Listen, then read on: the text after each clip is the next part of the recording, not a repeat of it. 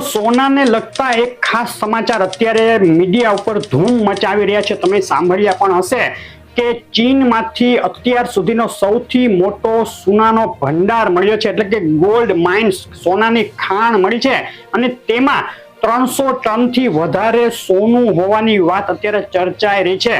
અત્યાર સુધીમાં સૌથી મોટી સોનાની ખાણ સાઉથ આફ્રિકામાં હતી, તેનાથી પણ મોટો આ ભંડાર હોવાની વાત ચર્ચાઈ રહી છે. ચીન દ્વારા જાહેરાત થઈ છે, પરંતુ તેમાં કેટલી સચ્ચાઈ છે તે તો આગળનો સમય બતાવશે. અને જો આ વાત સાચી હોય કે આટલો મોટો સોનાનો ભંડાર મળ્યો હોય તો તેની સોનાના ભાવ ઉપર આગળ શું અસર થઈ શકે? શું સોનાના ભાવમાં તેને લઈને મોટો ઘટાડો આવી શકે? આવી વાત ચર્ચાઈ રહી છે, તો તેની આજે ખાસ ખુલાસો કરવાનો છે. તે સિવાય જે કાંઈ અત્યારે પરિસ્થિતિઓ, સંજોગો અત્યારે બદલાઈ રહ્યા છે, જીઓપોલિટિકલ કન્ડિશન, ઇકોનોમિક કન્ડિશન, તેને લઈને સોના ચાંદીના ભાવના આગામી ટાર્ગેટોમાં પણ ફેરફાર થઈ શકે. તો આજનો વિડીયો ખૂબ અગત્યનો શોર્ટ વિડીયો. નવા મિત્રો હોય, પહેલી વાર વિડીયો જોતા હોય તેઓ ખાસ ચેનલ સબસ્ક્રાઇબ કરવાનું અને ફેસબુકમાંથી જોઈ રહેલા મિત્રો પેજ ફોલો કરવાનું ભૂલશો નહીં. આખો વિડીયો જોવો ખૂબ જ જરૂરી છે. આપણે અગાઉની અપડેટમાં વાત કરી હતી કે સોનું અત્યારે એક પ્રેશર હેઠળ છે, તો તે મુજબ અત્યારે આપણે સોનાના ભાવનો અઠવાડિક ચાર્ટ જોઈ લઈએ. સૌથી પહેલા તો જોઈ શકાય એક સીમિત રેન્જમાં સોનું ટ્રેડ કરી રહ્યું છે. કોઈ મોટો ઉછાળો કે મોટો ઘટાડો છેલ્લા 6 દિવસથી જોવા નથી મળ્યો. આપણે ઉપલો રેઝિસ્ટન્સ જે આપ્યો તો $2662 કે તે કુદાવે તો સોનું આગળ વધશે. તો $2662 આગળ સોનું 6 દિવસથી નથી ગયું અને નીચામાં $2600 અગત્યનો સપોર્ટ લેવલ, જો તેની નીચે જાય તો સોનું વધુ ઘટી શકે. તો $2600 ની નીચે પણ નથી ગયું.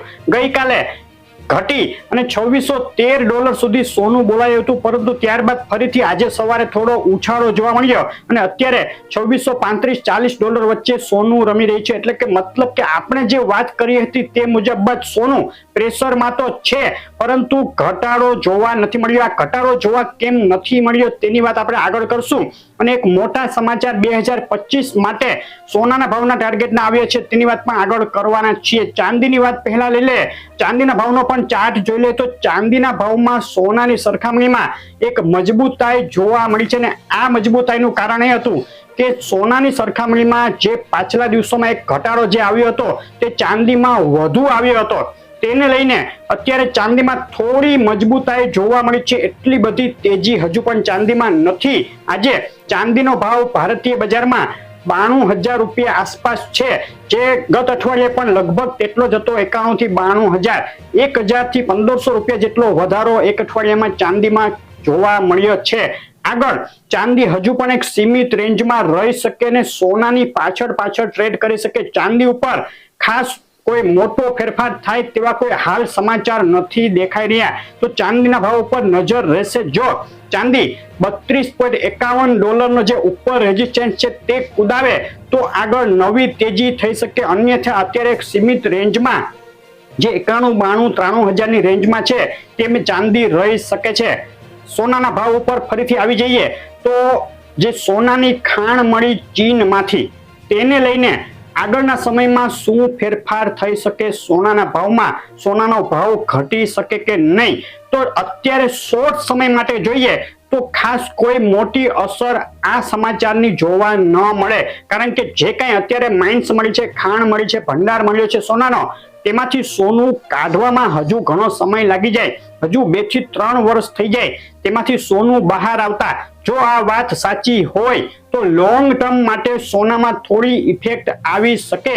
2 થી 3 વર્ષ બાદ સોનાના ભાવમાં એક સ્થિરતા આવી શકે. જો ભંડાર ખૂબ મોટો હોય ખરેખર, તો ચાઇનાની જે સેન્ટ્રલ બેંક છે, જેને 6 મહિનાથી સોનું નથી ખરીદ્યું, તે આગળ પણ સોનું ઓછું ખરીદે, કારણ કે તેમના પોતાના દેશમાંથી સોનાનો ભંડાર મળ્યો છે.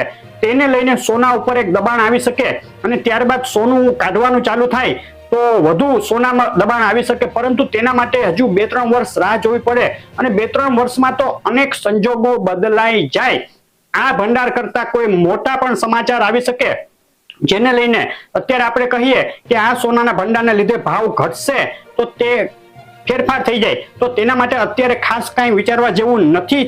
ટૂંકા સમયમાં આ સોનાના ભંડારને લીધે ભાવમાં ઘટાડો કે કોઈ મોટો વધારો કે મોટો ફેરફાર થાય તેવી શક્યતાઓ નથી દેખાતી. હવે ફરીથી જે રિયલ સંજોગો છે અત્યારના તેની ઉપર આવી જઈએ તો જે પહેલા જીઓપોલિટિકલ કન્ડિશનની વાત લઈ લઈએ તો આપણે ગયા વખતે વાત કરી હતી ઇઝરાયલ અને હિઝબુલ્લા લેબનોન વચ્ચે યુદ્ધ વિરામ થઈ ગયું હતું, પરંતુ પાછલા દિવસોમાં આ યુદ્ધ વિરામમાં ફરીથી એવા સમાચારો આવ્યા છે સામસામા એટેક હજુ ચાલુ જ છે, સામસામા હુમલા થઈ રહ્યા છે, દાવા થઈ રહ્યા છે. તો યુદ્ધ વિરામ નામનું જ છે, ખાસ કોઈ તેમાં મોટો ફાયદો થયો નથી અને જેને લઈને યુદ્ધ વિરામને લીધે જે સોનાનો ભાવ ઘટવો જોઈએ ઘટ્યો નહીં, ઉલટાનું રશિયા યુક્રેન વચ્ચે ભીષણ યુદ્ધ અત્યારે ચાલુ છે જેને સપોર્ટ આપ્યો અને સોનાના ભાવને ઘટતો અટકાવી દીધો. જે આપણે રિસ્ક ફેક્ટરની ગઈ અપડેટમાં વાત કરી હતી કે આ મોટા રિસ્ક ફેક્ટર છે તેને લઈને સોનાનો ભાવ ઘટતો અટકી ગયો છે.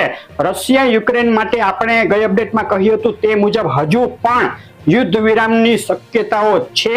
આગામી 1, 2, 3 મહિનામાં આ યુદ્ધ વિરામ થાય તો મોટા ઘટાડાનો લાભ પણ મળી શકે, પરંતુ આગળ ક્યારે આ યુદ્ધ વિરામ થાય તે જોવાનું રહેશે. ટ્રમ્પ જાન્યુઆરીમાં રાષ્ટ્રપતિ બની જશે અમેરિકાના, તે પહેલા તેણે ચીન અને ભારત સહિતના દેશો ઉપર ટેરિફ લગાડવાની વાત કરી છે, એટલે કે જે કાંઈ સામાન ઇમ્પોર્ટ થતો હોય તેના ઉપર 100% જેટલો ટેક્સ લગાડવાની વાત કરી છે. જો આવું કાંઈ થાય તો સોનાના ભાવને સપોર્ટ મળી શકે, પરંતુ તે પણ દૂરની વાત છે, વાતું કરવાથી કાંઈ ના થાય. અમેરિકા પણ સમજે, ટ્રમ્પ પણ સમજે કે આવું કરવાથી તેને ફાયદાની સાથે નુકસાનો પણ થાય, તો તે પણ અત્યારે જો અને તોની વાત છે. તો આગળ શું થઈ શકે સોનાના ભાવમાં? ટૂંક સમયમાં એટલે કે 18 ડિસેમ્બરે ફેડની મીટિંગ છે અને અત્યારે જે CME ફેડ વોચ ટૂલ છે કે જે પ્રેડિક્ટ કરતું હોય છે કે વ્યાજ દરોમાં ઘટાડો થશે કે વધારો, તે 71% જેટલું અત્યારે એવું પ્રેડિક્ટ કરી રહ્યું છે. 71% એવી સંભાવના છે કે 18 તારીખે ફેડ વ્યાજ દરોમાં 0.25%નો ઘટાડો કરશે. આ સમાચાર સોનાના ભાવને ઘટતા અટકાવી શકે તેની વાત પણ આપણે ગઈ અપડેટમાં કરી હતી કે જો ફેડ વ્યાજ દરોમાં ઘટાડો નહીં કરે 18 ડિસેમ્બરે તો સોનાના ભાવમાં વધુ ઘટાડો શક્ય, પરંતુ જો ઘટાડો કરવાની વાત ફાઇનલ થઈ જશે તો ઘટાડો અટકી જશે.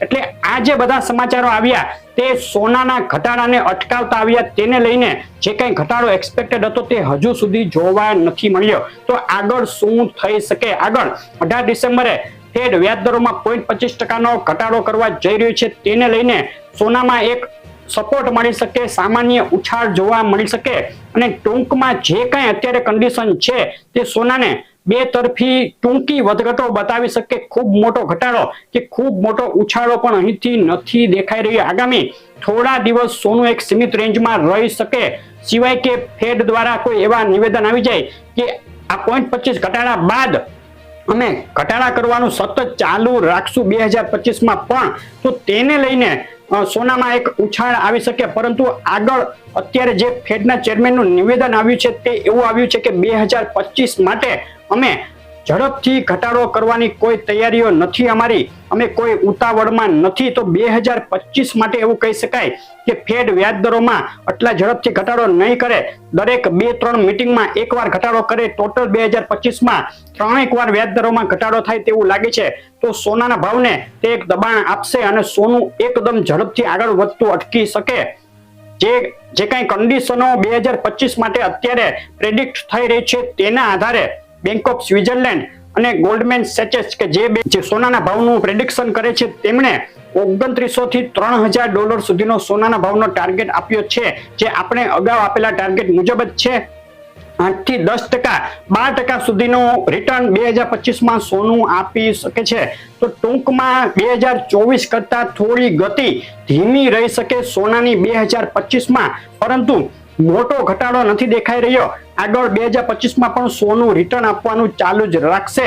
તો અત્યારે શું કરવું? અત્યારે સોના માટે આપણે જે અગાઉ કહ્યું હતું તે મુજબ SIP ની પદ્ધતિ અપનાવવી યોગ્ય રહેશે. દરેક ઘટાડે સોનું થોડું થોડું ખરીદતું જવું તે યોગ્ય રહેશે. એકદમ મોટા ઘટાડાની કોઈ ખાસ રાહ જોવી નહીં, કારણ કે મોટો ઘટાડો ન આવે અને સોનું આગળ વધવાનું ચાલુ કરી દઈએ તો તમે સોનું ખરીદવામાંથી રહી જાઓ. તો આપણે અગાઉ કહ્યું હતું તે મુજબ જ દરેક 500-700 રૂપિયાના ઘટાડે થોડું સોનું ખરીદતું રહેવું. જેમને લોંગ ટર્મ માટે ઇન્વેસ્ટમેન્ટ કરવું છે, ઓછામાં ઓછું 1 થી 2 વર્ષ માટે, તેમના માટે આ નીતિ અત્યારે યોગ્ય રહેશે.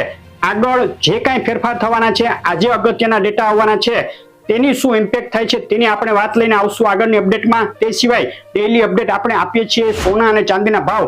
તેમાં તમારા શહેરનું નામ ન હોય તો અમને કોમેન્ટમાં શહેરનું નામ લખીને મોકલી આપો. અપડેટ કેવી લાગે છે ખાસ કોમેન્ટ કરજો. વિડીયો લાઈક કરવાનું, ચેનલ સબસ્ક્રાઇબ કરવાનું, શેર કરવાનું અને ફેસબુકના મિત્રો પેજ ફોલો કરવાનું ભૂલશો નહીં. આભાર.